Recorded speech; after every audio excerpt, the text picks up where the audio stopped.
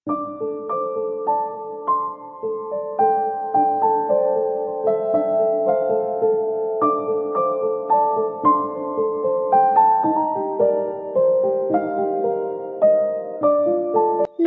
বন্ধুরা, সকলে কেমন আছেন? আশা রাখছি সকলে ভালো আছেন, সুস্থ আছেন।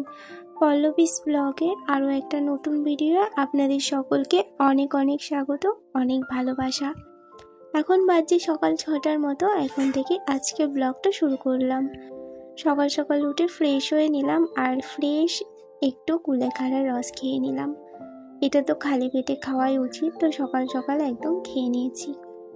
আর এখানে এই যে 3 জনের জন্য একটুখানি লিকার চাও বানিয়ে নিলাম, বাবার, আমার আর আমার হাজব্যান্ডের। একটুখানি শুকনো মুড়ির সাথে চাটাও খেয়ে নিচ্ছি। ছেলে এখনো ঘুমাচ্ছে, তো এখন যতটা পারবো ততটা কাজটা এগিয়ে রাখার চেষ্টা করব। কারণ ও উঠে পড়লে একদমই কাজ করতে দেয় না। সবার আগে ওর খাবারটা বসিয়ে দিলাম। এই কিছুদিন থেকে সকালবেলা ওকে একটুখানি সাবু দিচ্ছি, যেহেতু ঠান্ডাটা চলে গেছে, এখন গরম পড়ে গেছে। সাবু খেলে অতটাও কিছু অসুবিধা হবে না। আজকে হলো সোমবার, তো সোমবার আমাদের এখানে হাট বসে। হাজবেন্ড সকাল সকাল চলে গিয়েছিল হাটে, তো হাট থেকে টাটকা টাটকা সবজি বাজার করে নিয়ে চলে এসেছে।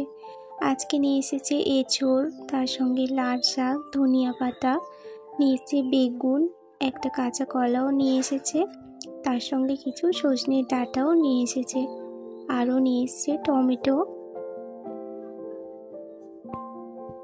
আর নিয়ে এসছে উচ্ছে বা করলা, যেটাই বলেন কেন সেটাই। আমি বলেছিলাম একটুখানি শুক্তো করব, তো শুক্তোর বাজার নিয়ে আসতে বলেছিলাম, সেই জন্যে এইগুলো নিয়ে এসেছে। আর আমি ওকে বলেও দিয়েছিলাম কী কী আনতে হবে, নইলে শুক্তোতে কী লাগে ও কিন্তু এটা জানে না, সেই জন্য সবটাই আমাকে বলে দিতে হয়। আর এইখানে এই যে আজকে একটা মাছ নিয়ে এসেছে, এটা সিলভার কাপ নয়, ওই যে বিগেট কাপ না কি বলে না, ওটাই নিয়ে এসেছে। মাছটা অনেকটাই বড়, ওই 1 কেজি 250 সাইজের। মাথাটাই তো মনে হচ্ছে 500 সাইজে হয়ে যাবে, এতটা পরিমাণে মাথাটা বড়। মাছের পিস কিন্তু বেশি হয়নি, দেখলেনি মাথাটাই সব থেকে বড়। হ্যাঁ, 2 দিন কিন্তু হয়ে যাবে মানে মাছটা। আমার না মাছ কাটতে ভীষণ ভালো লাগে। আপনাদের কার কার ভালো লাগে মাছ কাটতে? ছোট মাছই হোক বড় মাছই হোক, মাছ কাটতে আমার খুবই ভালো লাগে। তো মা এখানে চুল দিয়ে এই যে একটা হাঁড়ি নিল, তো আমি ওই দাদাভাইকে জিজ্ঞাসা করছিলাম যে হাঁড়ির মুখটা একটু ছোট, মানে ওরকম হাঁড়িগুলো রয়েছে কিনা। তো বলছে না, ওরকম হাঁড়ি নেই বোন, এটাই আছে। তো এই হাঁড়িগুলো দেখতে কিন্তু বেশ ভালোই লাগছে। আমাদের জানেন তো অনেক হাঁড়ি রয়েছে। এই কিছুদিন আগে আরও একটা স্টিলের বড় হাঁড়িও নেওয়া হয়েছে, কিন্তু ওই যে মেয়ে মানুষদের বাসন দেখলে লোভ সামলানো যায় না, মনে হয় কিনেই নিই। আমি বারণ করছিলাম আর নিতে হবে না, কিন্তু মা নিয়েই নিল। মা একটু বাসনপত্র কিনতে ভালোবাসে, আমারও ভালো লাগে, কিন্তু কি বলুন তো অনেক ভরা রয়েছে, সেই জন্য আর এখন কিনি না বেশি। তো আপনাদের সঙ্গে কথা বলতে বলতে দেখুন অনেকটা কাজই আমার এগিয়ে গেছে। আজকে যে লাল শাকটা করে নিচ্ছি, লাল শাকটা একটুখানি পেঁয়াজ আর রসুন ফোড়ন দিয়ে ভাজা করব। এই দেখুন লাল শাকটা থেকে কীরকম সবুজ কালার হয়ে গেল। জানি না এরকম আরও 2-1 বার হয়েছে, মানে এরকম লাল ভাজতে গিয়ে দেখছি এরকম সবুজ হয়ে গিয়েছে। জানি না এর মধ্যে রং মেশানো থাকে নাকি, কিন্তু আর একটা লাল শাক থাকে, ওটা কিন্তু এরকম লালই থাকে, মানে এরকম সবুজ টাইপের হয়ে যায় না। তো যাই হোক, আজকে শাকটা ওই রসুন আর পেঁয়াজ দিয়ে ভেজেছি। আর এই যে মাছগুলো একে একে ভেজে নিচ্ছি, কিছু মাছ রেখে দেব কালকের জন্য, আর কিছুটা আজকে মানে রান্না করব। আর এই দেখুন আমার ছেলে হোলি খেলা শুরু করে দিয়েছে ওর দিদি ভাইদের সাথে আর ওর ঠাম্মির সাথে। ওর তো আর তস হয়েছে না, আমাকেও সবাই মাখাতে আসছে, কিন্তু আমি বললাম দাঁড়াও আমি একটু পরে মাখবো, রান্নাটা করে নিই তারপরে। তো সকলকে হোলির অনেক অনেক শুভেচ্ছা। জানি আজকে হোলির ভিডিওটা যাবে কালকে, তবুও সবাইকে বললাম। তো আমার প্রায় রান্না হওয়ার পথেই, মানে হয়ে এসেছে। মাছগুলো ভেজে তুলে নিলাম, আর এইখানে আজকে ওই সজনের ডাঁটা, পটল, আলু, মাছ দিয়ে না একটা ঝোল বানিয়ে নিব। আজকে আর এঁচোড়টা করলাম না, পটলগুলো তো আগের সপ্তাহ থেকে রয়েছে, তো পটলগুলো না খারাপ হয়ে যাচ্ছে, সেই জন্য ভাবলাম আজকে একটু পটলের ঝোল বানিয়ে নিই।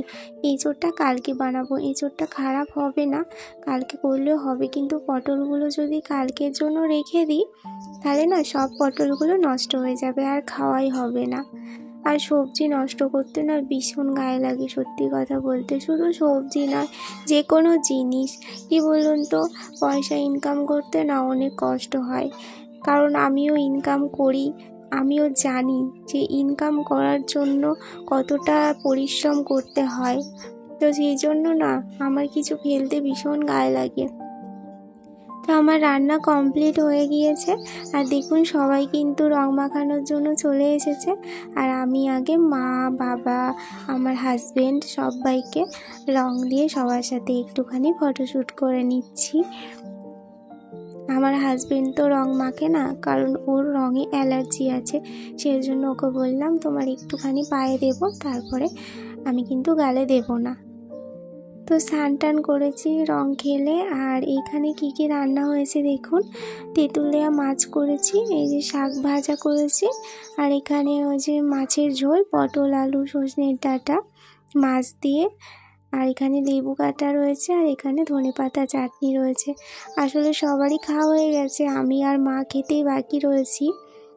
আর আকাশটা কিন্তু এখন দেখুন বেশ ভালোই ঝলমলে রোদ্দুর উঠেছে, সকাল থেকে কিন্তু খুব মেঘ করেছিল, ভাবছিলাম হয়তো বৃষ্টি আসবে দুপুর নাগাদ, কিন্তু দুপুর নাগাদ খুবই সুন্দর একটা ঝলমলে রোদ্দুর উঠেছিল।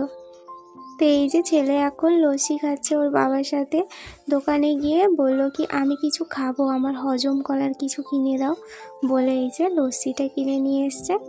তো লস্যিটা খেয়ে আমার সাথে এসেছে ওপরে সন্ধ্যের সময় না আমি এই যে ওপরে যেই জামা কাপড়গুলো থাকে সেইগুলো, কিংবা ঘরে অন্য কিছু কাজ থাকলে সেইগুলো এই সময়তেই করে থাকি। তো আলনায় কিছু জামা কাপড় গুছিয়ে রেখে দিলাম, যেগুলো প্রত্যেক দিনের পরার। আর এই যে এইখানে কালকে পরেছিলাম সেই শাড়িটাও গুছিয়ে রেখে দিলাম।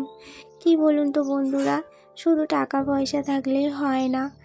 আমি একটা সুন্দর পরিবার পেয়েছি, হয়তো আমার বেশি টাকা পয়সা নেই, শ্বশুর বাড়িতে খুব ভালো বাড়ি নেই, মানে রাজপ্রাসাদের মতো, কিন্তু আমি এই মাটির বাড়িতেই ভীষণ খুশি রয়েছি, এবং আমার পরিবারকে নিয়েও ভীষণ খুশি আমি, কারণ আমার ফ্যামিলি মানে আমার শ্বশুর শাশুড়ি হাজব্যান্ড সবাই খুব ভালো।